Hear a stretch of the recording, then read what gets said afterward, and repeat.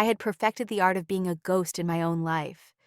It was a skill honed in the silent, echoing space left behind by Sarah, a space filled with the phantom scent of her perfume and the ghost of a promise that had dissolved into air. My new state of being was one of deliberate numbness, a self-imposed exile from feeling anything too deeply. So I ran, not far, just 3 hours north to a place where the trees outnumbered the people and the Wi-Fi was an optimistic rumor. The rental cabin was advertised as rustic charm, which I'd correctly translated to needs work. It stood hunched amongst a legion of pines, its wood siding the color of a faded bruise. Dust motes danced like frantic sprites in the shafts of late afternoon sun, slanting through the grimy windows. The air smelled of cold stone, old wood, and the faint, sweet decay of last year's leaves. This was perfect. This was a fortress of solitude, a place where my heart, that bruised and battered muscle, could finally stop its frantic thumping and just be. I wasn't looking for another woman. The very thought was exhausting, a mountain I had no intention of climbing again. Sarah had been my summit, and the fall had been catastrophic. She'd left me with a parting gift of 4 words, delivered with the cool precision of a surgeon. You deserve better, Alara. It was meant to sound noble, a selfless act of setting me free. But all I heard was, I am better than you, and I'm leaving to find my equal. So, no more women, no more breathless beginnings or gut-wrenching ends. Just me, this dusty cabin, and a vow of emotional celibacy. I dropped my single duffel bag on the floor, the sound swallowed by the profound quiet. I'd unpacked in my head on the drive up, books on the rickety shelf, laptop on the scarred wooden table, heart tucked away in the most inaccessible corner of my chest. My first act as the queen of this lonely castle was to make tea, a ritual of normalcy in a life that felt anything but. I turned the porcelain handle of the kitchen tap, a wheezing gasp, a shudder that rattled the pipes in the wall, and then nothing, not a drop. I tried again, twisting it back and forth. The handle came off in my hand, a piece of corroded metal junk. I stared at it, then at the dry sink. A laugh, brittle and humorless, escaped my lips. Of course. The universe, it seemed, had a penchant for irony. My fortress of solitude required a plumber. My vow of isolation was about to be broken on hour 1. There was a laminated card tacked to the corkboard by the phone, which, miraculously, had a dial tone. Property issues and emergencies, it read, followed by a name, Lena, and a local number. I sighed, the sound a small white flag of surrender. I hated this. I hated needing help. Sarah had always been the capable one, the one who knew how to fix things, who reveled in her competence while I watched, feeling vaguely useless. The memory was a fresh sting. I stabbed the numbers into the phone with more force than necessary. It rang twice. Hello? The voice was low, calm, a woman's voice. It was smooth, like river stones worn by time. There was a faint background noise, a rhythmic scraping sound. Hi, I said, my own voice tight. My name is Alara. I just checked into the cabin on Mill Road. The one owned by the Hendersons? I know the one, she said. The scraping stopped. Is everything all right? Not exactly. The kitchen faucet just disintegrated. There was a pause. I could almost hear her picturing it. Disintegrated, she repeated, not with disbelief, but with a sort of weary acceptance. Okay, that sounds about right for that old thing. I can be there in 20 minutes. The door is unlocked? Yes, I'm here. See you soon, Alara. She hung up. Just like that. No endless questions, no apologies. Just a calm statement of action. For some reason, it irritated me more than a litany of excuses would have. It was too efficient, too capable. It reminded me of everything I was trying to forget. I stood by the window, watching the gravel driveway, my arms crossed over my chest in a posture of preemptive defense. I was preparing for an invasion, a brief but unwelcome breach of my carefully constructed solitude, when a dusty dark green truck that had seen better decades pulled up. A woman swung out of the driver's side. She was tall, with broad shoulders and a lean frame, dressed in a simple gray t-shirt and worn jeans splattered with something that looked like dried mud. Her dark hair was pulled back in a messy bun, escaping in wisps around a face that was all strong lines and quiet intelligence. As she got closer, I saw the mud was clay, speckling her strong forearms and the sharp line of her jaw. She wasn't smiling, but her expression was open, her eyes a warm, clear brown. This was Lena, and my first thought, unbidden and unwelcome, was, oh, it wasn't a thought of attraction, not yet. It was a thought of recognition, a recognition of a certain kind of substance, a groundedness that I felt I had lost completely, and it terrified me. Lena didn't knock. She just stepped onto the porch and pulled the screen door open, her movements economical and sure. "Ilara?" she asked, her voice the same calm riverstone texture it had been on the phone. She held a heavy-looking canvas tool bag in one hand. "That's me," I said, trying to inject a note of breezy indifference into my tone. "Thanks for coming so quickly." "It's my job." She walked past me toward the kitchen, and I was hit with her scent. It wasn't perfume. It was something earthy and clean, like damp soil after a rain, with a hint of something sharp and woody, maybe cedar. It was the smell of the world outside, the world I was trying to keep at bay. She set her bag down on the floor with a soft thud and leaned over the sink, her focus immediate and absolute. I found myself standing awkwardly in the doorway, a spectator in my own temporary home. "So," I began, needing to fill the silence. "Is it a big job?" She grunted, her head disappearing under the sink. I could hear the clink of metal on metal. "Depends on what we're dealing with. The fittings on this place are older than I am." Her voice was muffled. "Could be a simple washer. Could be the whole assembly is shot." A few more moments of clanking, then a frustrated sigh from beneath the counter. "It's the whole assembly." "Of course it is," I muttered, more to myself than to her. She slid out from under the sink, sitting back on her heels. A smudge of grime now decorated her cheekbone, a stark contrast to her clear skin. She looked up at me, and her brown eyes were direct, holding no apology. "Look, I don't have a full assembly that will fit this antique setup in my truck. I'll have to go into town to the hardware supply first thing in the morning. Best I can do for tonight is shut the water off at the mains so you don't get any surprise leaks." My carefully constructed wall of solitude was not just being breached, it was being scheduled for a 2-day siege. "So, no water? At all?" The question came out sharper than I intended. A flicker of something, not annoyance, but maybe surprise, crossed her face before it settled back into that unnerving calm. "There's a hand pump at the well out back. It's for emergencies. It draws clean water. It's a bit of work, but it'll do for drinking and washing up until I can get this sorted tomorrow." She stood up, wiping her hands on a rag she pulled from her back pocket. Her height was surprising. She was a few inches taller than me, and the way she occupied the small kitchen made me feel suddenly crowded. Not physically, but emotionally. Her presence was too present. "Right, a hand pump. Rustic charm," I said, the sarcasm a thin shield. She finally offered a small smile. It didn't reach her eyes, but it softened the corners of her mouth. "Something like that. Most people who rent this place are looking for an experience." "I was looking for a working faucet," I countered, and immediately regretted the petulance in my voice. I was acting like a child. Lena just nodded, her gaze steady. "I get it. It's frustrating. I'll head out and shut off the main. Be back around 9 tomorrow morning if that works for you." "Fine.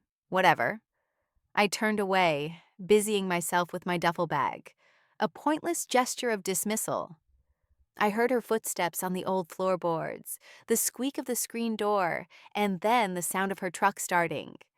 I didn't look up until she was gone. The silence that rushed back in felt different now. It wasn't peaceful anymore. It was charged, imprinted with the memory of her scent and the solid, capable presence that had filled the room. I sank onto the lumpy sofa, the useless faucet handle still clutched in my hand. My plan for a quiet, numb retreat was already a failure. I had wanted to feel nothing, but in the space of 20 minutes, this stranger, this calm, competent woman with clay on her hands, had made me feel something I hadn't anticipated. Intensely, infuriatingly aware, and worse, a small, treacherous part of me was already looking forward to 9 o'clock tomorrow morning. The rest of the evening was a lesson in humility. Pumping water from the old iron well in the growing dusk was a strenuous, awkward affair. The handle was stiff, groaning in protest with every pull, and my city-soft hands were quickly rubbed raw. Each bucket of cold, clear water felt like a small, hard-won victory against my own helplessness. I heated some on the electric stove for a wash-up, feeling like a pioneer in a novel I had no desire to star in. Sleep came in fits and starts, my mind a carousel of Sarah's parting words and the image of Lena's steady brown eyes. The next morning, I was up before the sun, a nervous energy thrumming under my skin. I tidied the already tidy cabin, made coffee with my precious well water, and sat by the window, pretending to read a book. I was watching for her. I hated myself for it. Punctually at 9, the green truck rumbled up the drive. My stomach did a little flip. I commanded it to stop. It didn't listen. Lena emerged from the truck, carrying a long, white cardboard box. She was dressed similarly to the day before. Jeans, a dark blue Henley this time, sleeves pushed up to her elbows. The morning light caught the sculpted lines of her arms, and I quickly looked down at my book, my cheeks feeling warm. She gave a perfunctory knock before entering. "Morning," she said, her voice a little rougher than I remembered, as if she wasn't used to speaking yet today. "Morning," I replied, trying to sound casual. "Find what you needed?"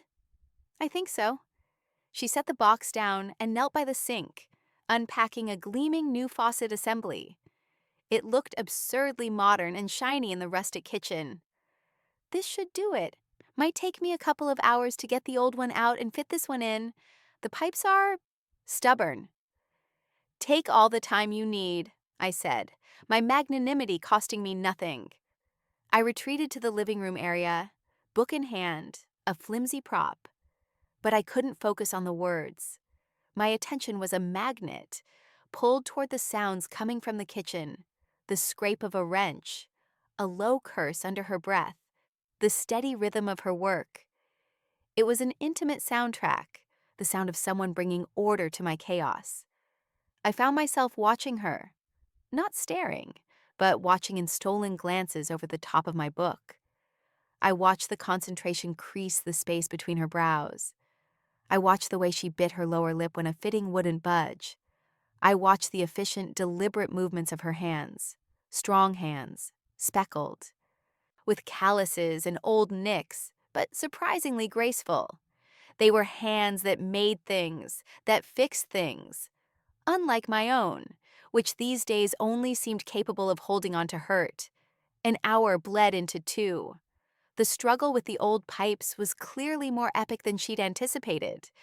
I heard a loud grunt, followed by a sharp clatter and a very distinct, "Son of a bitch." I put my book down. "Everything okay in there?" A moment of silence. Then, "Just peachy?" Her voice was tight with frustration. I walked to the kitchen doorway and leaned against the frame. She was sitting on the floor, surrounded by tools, staring at a piece of corroded pipe in her hand, as if it had personally insulted her. Her hair had fallen further from its bun, and a sheen of sweat glistened on her temples. She looked human, fallible, and the sight did something to the knot of anxiety in my chest. It loosened it. Want some coffee? I asked. The offer was impulsive, a peace offering to the god of plumbing. She looked up, her expression startled, as if she'd forgotten I was there. Her eyes, shadowed with fatigue, met mine. I shouldn't. I need to get this done. You've been at it for 2 hours. The coffee is already made. It's either you drink it or I pour it down the drain, which, ironically, is also broken. A hint of my old humor, dry and a little dark, surfaced. A genuine smile touched her lips this time, and it transformed her face, crinkling the corners of her eyes. When you put it like that, yeah, coffee would be great. Black if you have it. Coming right up. I poured the coffee into the 2 mismatched mugs the cabin provided. When I handed one to her, our fingers brushed. It was nothing, a fleeting contact, but a jolt went through me. A tiny spark of electricity that was both startling and, to my dismay, not entirely unpleasant. She took the mug, her calloused fingers wrapping around it, and the contrast with the smooth ceramic was something I noticed with painterly detail. Thanks, she said, taking a deep sip. She closed her eyes for a moment, savoring it. Okay, that's better. Told you. I leaned against the counter, sipping my own coffee. The silence between us was different now. Not awkward, but companionable. You're not from around here, she stated, more observation than question. Is it that obvious? You look like you're allergic to pine trees. I laughed, a real laugh this time. That obvious, huh? No, I'm from the city, just needed a break. This is a good place for it, she said, her gaze drifting toward the window, to the dense wall of green outside. It's quiet. Lets you hear yourself think. Or not think, I corrected gently. That was the original plan. Her eyes came back to mine, and there was a knowing look in them, a flicker of empathy that felt far too perceptive. Sometimes the quiet does the opposite. She finished her coffee, placing the mug carefully on the counter. All right, back to the beast. She tackled the pipes with renewed vigor, and I returned to my post in the living room. But the dynamic had shifted. We had shared something, a small moment of truce. I was no longer just the annoyed tenant, and she was no longer just the hired help. We were 2 people in a quiet cabin, one wrestling with pipes, the other with ghosts. I started noticing more things. The way the sunlight from the window caught the silver strands in her dark hair, the worn leather of her tool belt, the soft, rhythmic sound of her breathing when she paused her work. My mind, which I had ordered to be a barren wasteland, was instead becoming a fertile ground for observations about Lena. Each detail was a seed, and I could feel them beginning to take root. This was dangerous.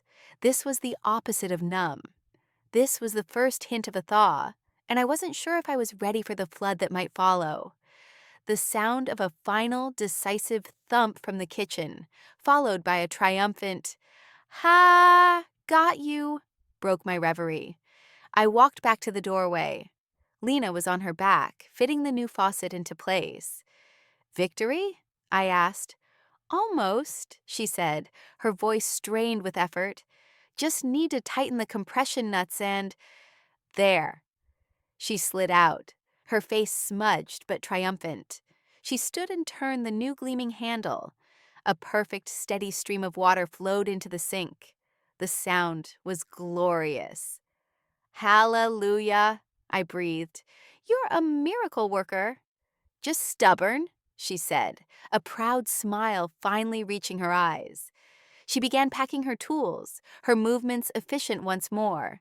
The job was done. She would leave. My fortress would be secure again. An unexpected pang of disappointment hit me. What do I owe you? I asked, reaching for my purse. She paused, wiping her hands on her rag. The agency handles the billing. They'll send it to the owners. Oh, right. Of course, this was a transaction, a professional service. I had let a shared cup of coffee muddle the lines. She shouldered her tool bag and walked to the door. Well, enjoy the running water. I will, thank you, seriously. She paused at the threshold, one hand on the screen door, and turned back to me. If you need anything else, you know, if the roof caves in or a bear moves into the pantry, you have my number. I'll keep that in mind, I said, managing a small smile. She nodded, then stepped out into the bright morning and was gone. The silence she left behind was cavernous. The new faucet gleamed on the counter, a testament to her visit. It was fixed. I was alone. It was exactly what I had wanted. So why did it suddenly feel so terribly lonely? The days that followed were a study in quietude. The cabin, now fully functional, became the sanctuary I'd intended it to be. I read. I walked among the pines, the air sharp and clean in my lungs. I tried to write, but the words felt hollow, echoes of a voice that was no longer mine. The numbness I had craved refused to return. In its place was a low, persistent hum of awareness, a frequency tuned to the memory of Lena. I found myself thinking of her at odd moments. When I used the faucet, I'd see her hands, strong and capable. When the wind rustled the trees, I'd hear the low timbre of her voice. I was annoyed at the intrusion, at the way she had so effortlessly slipped past my defenses and taken up residence in my thoughts. This was a violation of the terms of my retreat. My pride warred with a burgeoning curiosity. I wanted to know more about the woman who smelled of earth and cedar, whose smile could transform her face. I knew she was a potter. I knew she was stubbornly competent. I knew she lived somewhere nearby. And I knew that seeing her again was a terrible, wonderful idea. I spent an entire afternoon arguing with myself. Don't do it, Alara. This is how it starts. A spark of interest, a shared look, and before you know it, you're standing in the wreckage of another burned-down love affair. But another voice, a quieter, more insistent one, whispered back, "What if this time is different? What if you're just hiding?" The excuse I landed on was flimsy, almost transparently so. I needed recommendations for a good hiking trail, one that wasn't too strenuous. It was something I could have easily Googled, had the internet connection been stronger. But it was justification enough. I found her number, my thumb hovering over the call button for a full minute before I finally pressed it. "Hello?" Her voice was the same, calm, grounded. "Hi, Lena, it's Alara from the cabin." "Hey," she said. There was a warmth in her tone that hadn't been there before. "Is the faucet staging a rebellion?" I laughed. "No, it's behaving perfectly. I was actually calling for another reason. You mentioned you knew the area well. I was hoping you could recommend a hiking trail, something with nice views that won't require me to be airlifted out." There was a pause. I could hear that same scraping sound in the background again. "I can do better than that," she said. "My studio is right off the trailhead for Miller's Peak. It's a moderate climb, about an hour to the overlook. Great view of the valley. You could park here, do the hike, and I could show you where I work when you get back. If you want." My heart gave a little lurch. It was more than I had hoped for. An invitation. Yeah, that sounds great. I wouldn't want to interrupt your work, though. You wouldn't be. I'll be throwing pots all day. It's good to take a break. She gave me directions, a simple route a few miles down the road. "Come whenever you're ready." "Okay, I will. Thanks, Lena." "See you," she said, and hung up. I stood there, phone in hand, a ridiculous grin spreading across my face. I felt like a teenager. It was exhilarating and terrifying in equal measure. I changed into hiking boots and a fresh shirt, feeling a flutter of nerves that was both foreign and familiar. I was deliberately walking toward the very thing I had sworn to avoid. Her property was tucked away down a long gravel lane. The house was a modest single-story home, clad in dark cedar that blended with the surrounding woods. Attached to it was a larger structure, a barn-like studio with high windows. Her truck was parked near the entrance. As I got out of my car, the scent of wood smoke from her chimney hung in the air, mingling with the smell of pine. It was her scent, amplified. She came out of the studio as I approached, wiping her hands on a clay-smeared apron tied around her waist. She was wearing a simple tank top, and I could see the fine dusting of dried clay on her collarbones and the strong muscles of her shoulders and arms. My mouth went a little dry. "Hey," she smiled, a real, easy smile this time. "You found it. Your directions were perfect." "The trail starts just back there," she said, pointing past the studio. "Follow the blue markers. You can't get lost. The overlook is worth the climb." "Great, thank you." I felt a strange shyness, a hesitation to leave just yet. "The studio will still be here when you get back," she said, as if reading my mind. Her perception was unnerving. "Go on, the light is best in the afternoon." Her gentle push was what I needed. The hike was beautiful. The path wound through a forest of birch and pine, the ground soft with fallen needles. The physical exertion was a welcome distraction, a way to burn off the nervous energy. When I reached the overlook, the view was breathtaking. The entire valley spread out below me, a patchwork of green and gold under a vast blue sky. For the first time in months, I felt a sense of peace that wasn't just the absence of pain, but the presence of something genuinely good. I thought of Lena, working in her studio at the bottom of the hill, a quiet anchor in this expansive landscape. The thought didn't bring anxiety or fear. It brought a quiet hum of anticipation. The walk down was quicker. When I emerged from the woods, dusty and pleasantly tired, she was waiting by the studio door, holding 2 glasses of iced tea. "Thirsty?" she asked. "You're a mind reader," I said, taking the cool glass from her. Our fingers brushed again, longer this time. I didn't pull away. I let the sensation linger, a small warm current. "How was the view?" "Worth it," I said, my eyes meeting hers. "Thank you for the recommendation." "Any time." She took a sip of her tea, her gaze steady over the rim of the glass. "You want that tour now?" "I'd love one." She led me inside. The studio was one large open room with a high ceiling and concrete floors, covered in a fine layer of reddish dust. Sunlight streamed through the tall windows, illuminating the space. It was a room dedicated to creation.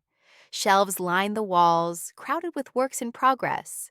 Rows of unglazed mugs, elegant vases, and large organic-looking bowls. 2 potter's wheels stood in the center of the room, and a massive kiln sat against the far wall like a sleeping beast. The air was thick with the earthy, metallic scent of wet clay.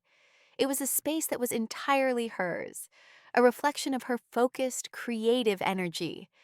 I felt like I had been granted access to a sacred place. "This is amazing," I said, my voice hushed with awe. "It's my messy corner of the world," she said with a shrug, but I could see the pride in her eyes. She walked over to a shelf of finished pieces. "This is what I've been working on lately." She picked up a mug, its glaze a stunning swirl of deep blues and greens, like a nebula trapped in ceramic. She handed it to me. It was heavy and solid in my hands, the surface perfectly smooth. It felt alive. "It's beautiful," I said, tracing the pattern with my finger. "I like making things people can use," she said. "Things that feel good to hold." I looked from the mug in my hands to her, and the connection was obvious. She made things that were solid, beautiful, and grounding. It was who she was. We spent the next hour in the studio. She showed me the different types of clay she used, explained the glazing process, and talked about the delicate chemistry of firing the kiln. Her passion was quiet, but intense. It was in the way she handled a half-finished bowl, her touch both reverent and sure. It was in the precise, knowledgeable way she spoke about her craft. I was captivated. I was losing the battle against myself, and I was starting to realize I didn't want to win. Being near her felt right. It felt like coming home to a place I'd never been before. I had come to this mountain to be alone, to heal in isolation. But as I stood in the sun-drenched, dusty quiet of Lena's studio, I had the distinct and terrifying feeling that my healing was not going to happen in solitude. It was going to happen here, with her. A sudden, violent crack of thunder split the air, shaking the studio windows. We both jumped. I looked outside. The brilliant blue sky had vanished, replaced by a bruised, churning mass of dark gray clouds that had rolled in over the mountain with terrifying speed. "Well," Lena said, her calm voice a stark contrast to the ominous sky. "Looks like we're in for it." Before she'd even finished her sentence, the heavens opened up. Rain began to fall, not in drops, but in solid wind-driven sheets. It hammered against the metal roof of the studio, the sound a deafening roar. Another crack of thunder, closer this time, was followed by an immediate flicker of the lights. They went out, plunging the studio into a deep gray gloom, then flickered back on, weak and uncertain. "That's not good," Lena murmured, her eyes on the swaying light fixture. "The power lines out here are notoriously fussy." As if on cue, the lights flickered one last time and died completely, leaving us in the twilight dimness of the storm. The roar of the rain on the roof intensified, isolating us from the rest of the world. "So," I said, my voice sounding small in the sudden darkness, "I'm guessing my hike back to the car and drive to the cabin is off the table for now." "I wouldn't recommend it," she said. Her silhouette was a dark, solid shape against the pale rectangle of the window. "The road floods quickly in a downpour like this. You're safer here." Safer. The word hung in the air between us. I was stranded, forced into even closer proximity with the one person who was systematically dismantling my resolve to be alone. My heart was pounding, a mix of anxiety from the storm and a different, more potent kind of agitation. Lena moved, her shape detaching from the window. I heard her fumbling around on a workbench. "I've got candles and a flashlight somewhere." A moment later, a small, powerful beam of light cut through the darkness, landing on her face. It cast dramatic shadows, highlighting the strong line of her jaw and the intensity in her eyes. She looked like a figure from an old painting. "There we go," she said. She found a few thick cream-colored candles and began lighting them, placing them on various surfaces around the studio. The small flames pushed back the gloom, casting a warm, flickering glow on the shelves of pottery, the silent wheels, the dust motes dancing in the air. The space transformed from a workshop into something intimate and cavernous, a secret cave hidden from the raging storm. The roar of the rain became a cocoon of sound, enclosing us. "Better?" she asked, her voice soft in the new quiet. "Much," I admitted. My anxiety was ebbing, replaced by a strange sense of calm. The storm outside was violent and chaotic. But in here, with the candlelight and Lena's steady presence, it felt safe. It felt like the world had been reduced to just this room, just the two of us. "I was about to make tea when you got back from your hike," she said, her voice pulling me from my thoughts. "The offer still stands. I have a gas stove in the house. Tea sounds perfect," I said. "Come on." She led the way with the flashlight, and I followed her through a connecting door I hadn't noticed before, which led directly into her kitchen. Her house was like an extension of her. It was simple, uncluttered, and filled with books, plants, and her own beautiful pottery. It was a space of warmth and substance. She lit a few more candles, filling the room with the same soft glow as the studio. I sat at her small wooden kitchen table while she filled a kettle and lit the gas burner with a match. The hiss of the flame was a comforting sound. She moved with an easy grace in her own space, her motions familiar and unhurried. I watched as she took down 2 mugs from a shelf, mugs she had made, I realized, one a deep forest green, the other the color of rich earth. She spooned loose-leaf tea into a small pot. Chamomile blend, she said without me asking. It's good for, well, for storms, inside and out. Her perception was a constant, gentle shock. It felt as though she could see right through the carefully constructed facade I presented to the world and was speaking directly to the frayed, anxious person underneath. Sarah had never been able to do that. Sarah had seen the version of me I wanted her to see, the polished, capable partner. She had never bothered to look for the cracks. Lena brought the steaming pot and the 2 mugs to the table and sat down across from me.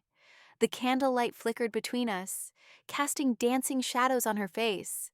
The rain hammered on, a relentless percussion. So, she began, pouring the fragrant pale yellow tea into our mugs. A break from the city. I wrapped my hands around the warm ceramic. It felt solid, real, something like that. I went through a breakup. It was messy. The confession slipped out before I could stop it. I hadn't said those words to anyone. My friends had gotten the curated, stoic version. We wanted different things. It was for the best. But here, in the storm-wrapped quiet with this near stranger, the unvarnished truth emerged. Lena didn't offer platitudes. She didn't say, "I'm sorry," or "You'll find someone else." She just watched me, her expression patient, and nodded slowly. Messy breakups have a way of making you want to run to the quietest place you can find. Did you? I started, then hesitated, feeling I was overstepping. Run to a quiet place? She finished for me. She looked down into her mug, a shadow of memory crossing her face. Yeah, I did. I used to be a corporate lawyer in Chicago. The life was loud, the work was loud, the relationships were loud. One day, I just couldn't hear myself anymore, so I quit. Sold everything and bought this place. Learned how to make things with my hands instead of with words. A lawyer. The revelation was jarring. I had pictured her always being like this, always a creature of the earth and the woods. That's a huge change, I said, trying to imagine her in a suit in a high-rise office. The image wouldn't stick. It was necessary, she said simply. I had to get back to something real, something I could hold. She looked at her own hands, then back at me. Sometimes you have to burn the old life down to let the new one grow. Her words resonated with a painful clarity. I had been trying to patch the holes in my old life, trying to pretend the foundation wasn't cracked. I hadn't even considered the possibility of building something new. We sat in silence for a while, drinking our tea, the only sounds the rain and the soft hiss of the candles. It wasn't an empty silence. It was full of everything we were both leaving unsaid. I felt seen in a way that was both terrifying and deeply comforting. This woman, with her potter's hands and lawyer's past, was showing me a quiet strength I hadn't known I was starving for. My hand was resting on the table near my mug. Lena reached out, her fingers gently brushing against mine. It wasn't an accident this time. It was a deliberate, questioning touch. My breath caught in my throat. I didn't pull away. I turned my hand over, palm up, a silent invitation. Her fingers interlaced with mine. Her skin was warm, the calluses on her palm a rough, grounding texture against my smooth skin. We just sat there, our hands clasped on the worn wood of the table, the candlelight flickering, the storm raging outside our small circle of warmth. In that moment, the ghost of Sarah felt a million miles away. The carefully constructed walls around my heart didn't just crumble. They seemed to dissolve into nothing, washed away by the storm and the steady, quiet presence of the woman holding my hand. The storm raged for another hour, a wild symphony outside our quiet sanctuary. We didn't talk much more. We didn't need to. The connection forged by our clasped hands on the table was more eloquent than any conversation. It was an acknowledgement, a silent agreement that something significant was happening between us. When the rain finally softened from a roar to a steady drumming, and the thunder receded into a distant grumble, the spell was gently broken. "It's letting up," Lena said, her voice a low murmur. She slowly withdrew her hand, and a surprising sense of loss washed over me at the absence of her touch. "The road should be passable in another half hour or so, but there's no rush. You're welcome to stay until it stops completely." "Thank you," I said, my own voice husky. I felt raw, exposed, but not in a painful way. It was the vulnerability that comes after a high fever breaks. "For the tea, for everything." "It was just tea, Alara." "No," I said, meeting her gaze across the table. "It wasn't." A small, knowing smile played on her lips. She understood. She stood up and began gathering the mugs. I stayed seated, watching her, trying to process the seismic shift that had occurred within me in the space of a few hours. I had come here seeking numbness and had found the most profound sense of feeling I'd experienced in years. I was terrified of it, of the hope it represented. Hope was a fragile thing, easily crushed. Sarah had taught me that. As Lena moved about the kitchen, rinsing the mugs in the sink, her back to me, I found myself studying the line of her shoulders, the strength in her posture. She was so self-contained, so grounded. What would it be like to be with someone like that? Someone who didn't need to be fixed or managed. Someone who was a foundation, not a project. The thought was so overwhelming, so contrary to my recent experience, that I had to close my eyes for a moment. When I opened them, she was standing in front of me, drying her hands on a towel. "You okay?" she asked, her brow furrowed with gentle concern. Yeah, just thinking." About the messy breakup?" she asked, her tone soft, without pity. I nodded, the lump forming in my throat again. She told me I deserved better. The words came out as a whisper. It was the first time I'd admitted the core of the wound out loud. Lena's expression didn't change, but a deep, quiet intensity entered her eyes. She leaned against the table, crossing her arms. She was right. The simple agreement felt like a blow. I flinched, my old defenses rising.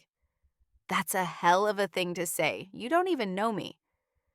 "I know you were willing to live in a cabin with no water just to get some peace," she said, her voice even. "I know you make sarcastic jokes when you're uncomfortable. I know you look at the world like you're expecting it to disappoint you. And I know you have a laugh that you try to hide. And from what I've seen, yeah, she was right. You deserve better."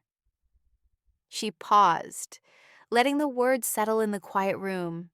The last of the rain pattered against the window panes.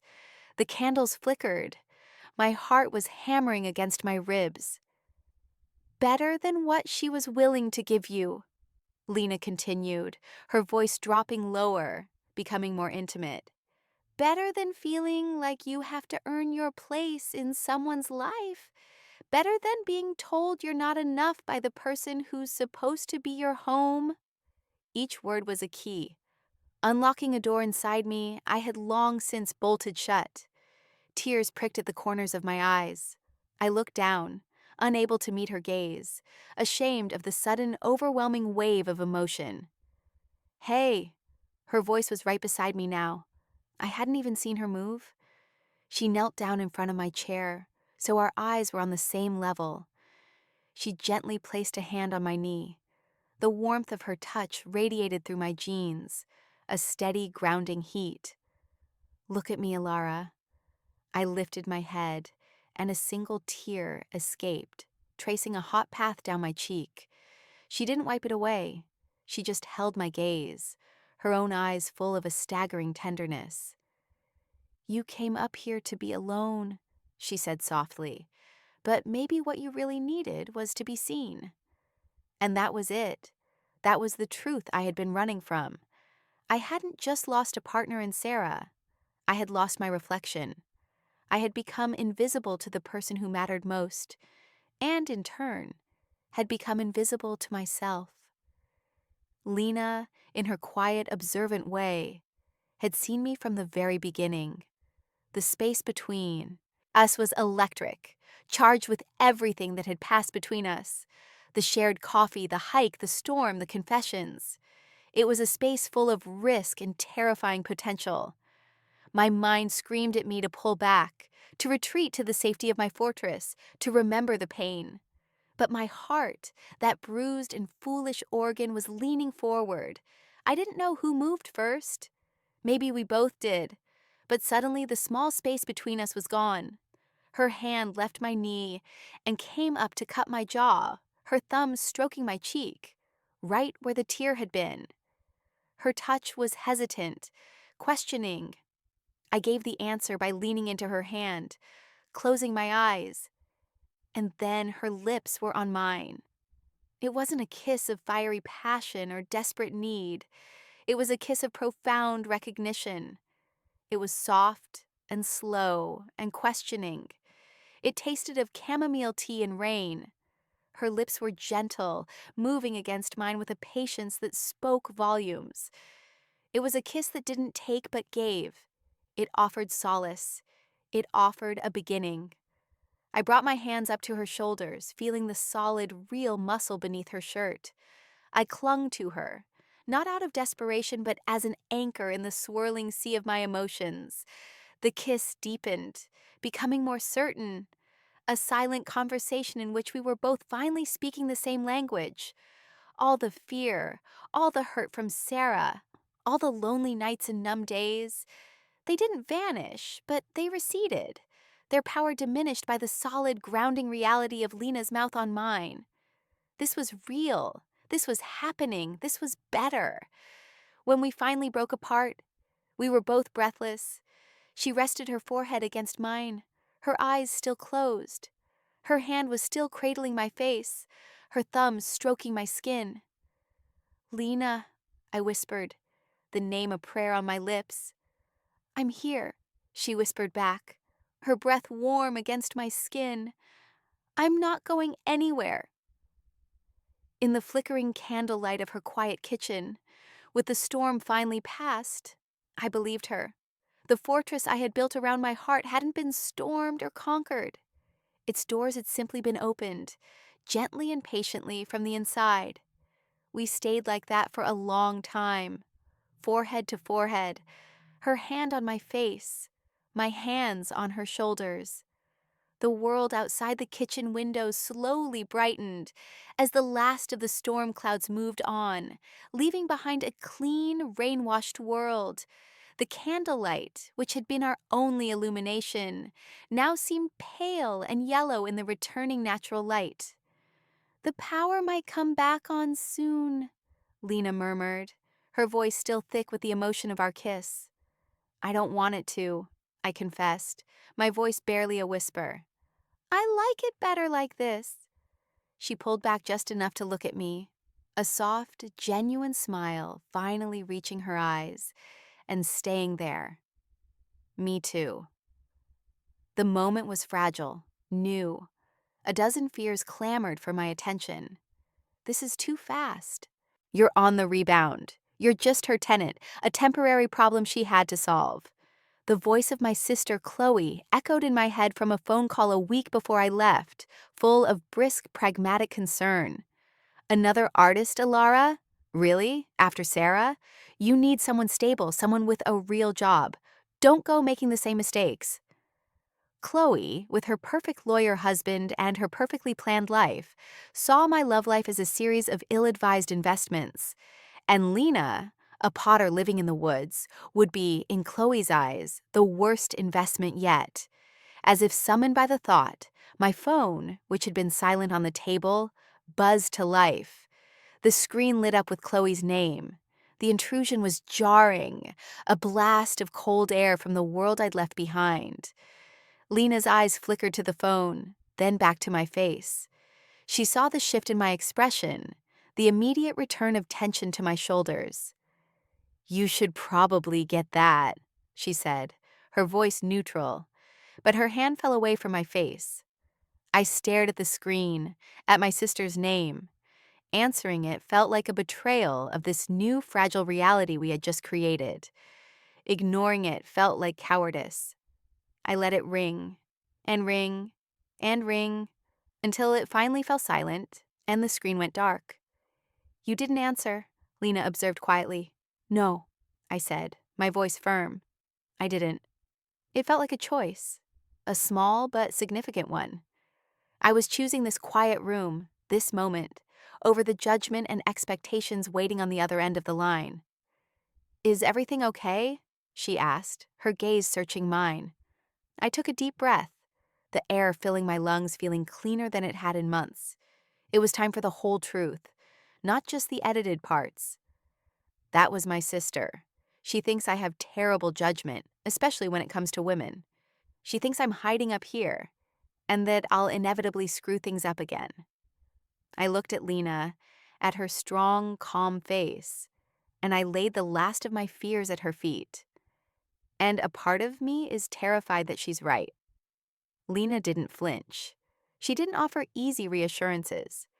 She just held my gaze, her own steady and clear. "Is that what you think this is? A mistake?" My answer was immediate, visceral, rising from a place deeper than fear. "No." "Then it doesn't matter what she thinks," Lena said simply. "It doesn't even matter what that terrified part of you thinks. The only thing that matters is what you're going to do right now." The directness of her challenge cut through the fog of my anxiety. She wasn't going to rescue me. She was asking me to rescue myself. She was asking me to choose. Sarah had left me because she thought I deserved better. Lena was offering me the chance to be better, to be braver, to trust my own heart even after it had been broken. I reached out and took her hand, lacing my fingers through hers again. Her hand was so solid, so real. "I'm going to stay," I said, the words feeling momentous. "Here, with you, if you'll have me." The relief that washed over her face was so profound, it was like watching the sun break through the clouds. The last of her reserve melted away, replaced by a radiant, unguarded joy. "I was hoping you'd say that," she breathed. She squeezed my hand. "But, Alara, we need to be clear. I'm your landlord, or the property manager anyway. There's a power dynamic here, and I don't ever want you to feel trapped or obligated." Her consideration, her immediate need to ensure my safety and autonomy, even in this intensely emotional moment, was the final piece of evidence my heart needed. This was different. She was different. "I don't feel trapped," I said, my voice thick. "For the first time in a very long time, I feel free." I offered her a watery, genuine smile. "But just to be safe, maybe I should find a new rental?" She laughed, a low, warm sound that filled the kitchen. "Or," she said, her eyes sparkling, "you could just move in here.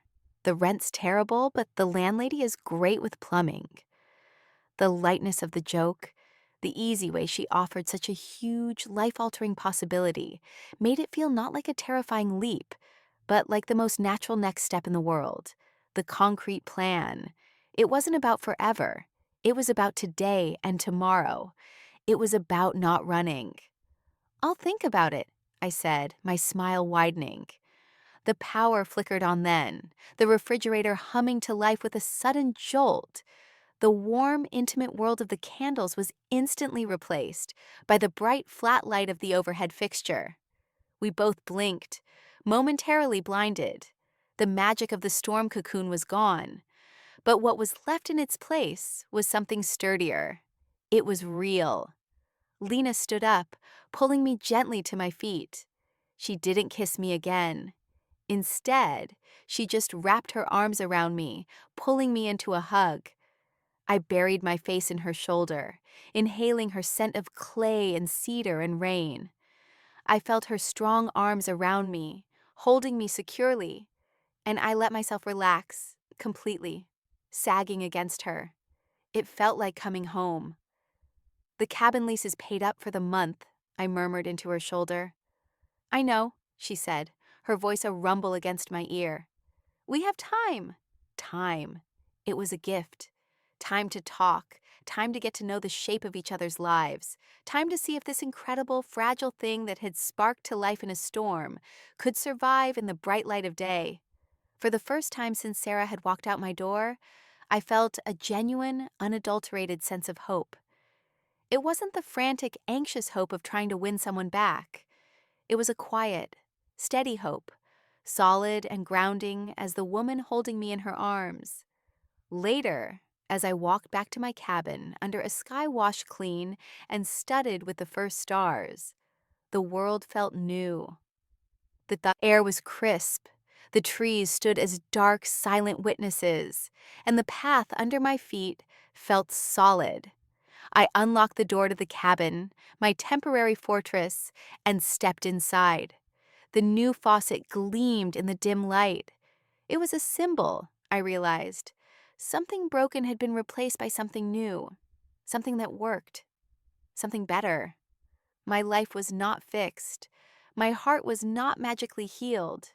But I had made a choice. I had chosen to turn toward a tentative, hopeful future instead of dwelling in a painful past. I had chosen to believe that I did, in fact, deserve better. And I had the strange, wonderful, terrifying feeling that I had just found it. The next morning, I woke to the sound of birdsong instead of an alarm. The light filtering through the pines was soft and golden.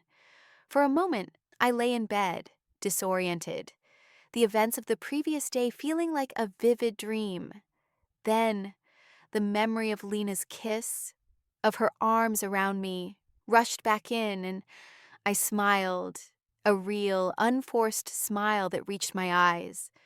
I made coffee with water from my beautiful, functional faucet and took it out to the small wooden porch. The air was cool and damp, smelling of wet earth and pine. Across the small clearing, down the gravel lane, I knew Lena was in her home, probably already in her studio, her hands covered in clay. We hadn't made plans. We had left it at, we have time. It was an agreement built on trust, not on schedules. I was sipping my coffee when I saw her walking up the lane. She wasn't in her work clothes. She wore a soft, faded flannel shirt and jeans, and her hair was down, falling in dark waves around her shoulders. She was carrying 2 mugs. My heart did a familiar, pleasant flip. I thought you might be out here, she said as she climbed the porch steps. Her smile was a little shy, as if she, too, were navigating this new territory with careful steps. You read my mind again, I said, gesturing to the empty chair beside me. She handed me one of the mugs. It was the deep green one from her kitchen, and it was filled with steaming, fragrant coffee that smelled 10 times better than mine.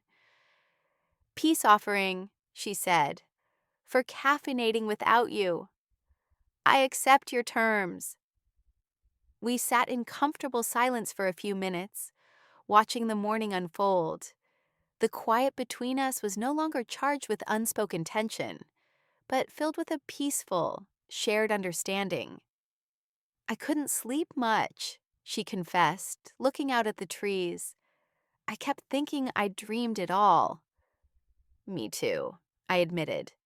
I was half convinced I'd wake up and the faucet would be broken again. She turned to look at me, her brown eyes warm and serious. It's not broken, Alara, and you didn't dream it. I know. I reached out and rested my hand on her arm. The flannel was soft, her arm beneath it solid and warm. So, what happens now? Now, she said, covering my hand with her own, we have coffee, and then maybe later, I could teach you how to make a ridiculously lopsided bowl. I laughed, the sound bright and free in the morning air. I think I'd like that. It was a simple plan. It was a perfect plan. It wasn't about mapping out the rest of our lives. It was about the next step, the next shared moment. It was about building something new, not on the ruins of the past, but on a fresh, solid foundation. Looking at her, at the quiet strength and endless patience in her eyes. I knew that whatever we built together would be something real, something meant to last. It would be something better. Have you ever had to choose between the familiar pain of the past and the terrifying, beautiful risk of a new beginning? It's a choice that defines us, isn't it? If you've enjoyed Alara and Lena's story, please give this video a like, subscribe for more stories about women loving women, and let me know in the comments what you thought about Alara's decision to trust again.